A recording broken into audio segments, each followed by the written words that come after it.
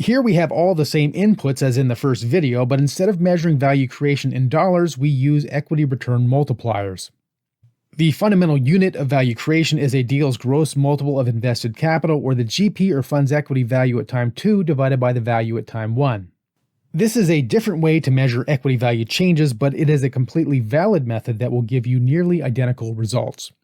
The isomeric return is driven by the change in total shareholder equity, while fund ownership impact is driven by the change in the GP or fund's share of equity. The unlevered return is driven by the change in enterprise valuation, while the leverage effect is driven by the change in the equity ratio. EBITDA growth is driven by the change in TTM EBITDA, while multiple expansion is driven by change in the valuation multiple.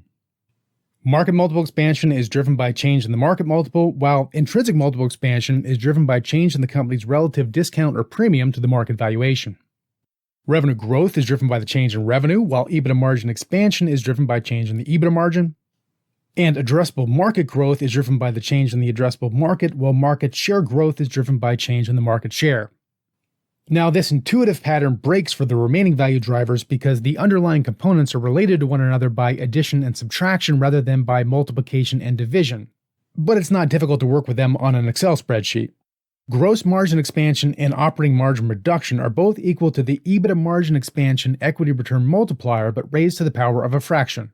The first is the gross profit margin change divided by the EBITDA margin change, and the second is minus the operating expense margin change divided by the EBITDA margin change.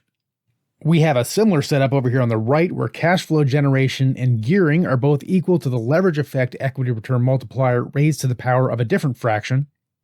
Cash flow generation has net debt in the numerator, and gearing has total enterprise valuation change in the average holding period debt ratio in the numerator. And then we split up gearing into sector gearing and excess gearing. We keep the same format as the parent, except we swap out the company's debt ratio with either the sector debt ratio or the excess debt ratio. Now, just like with the derivative model, we can also combine value drivers to measure a market-driven return and a manager-driven return.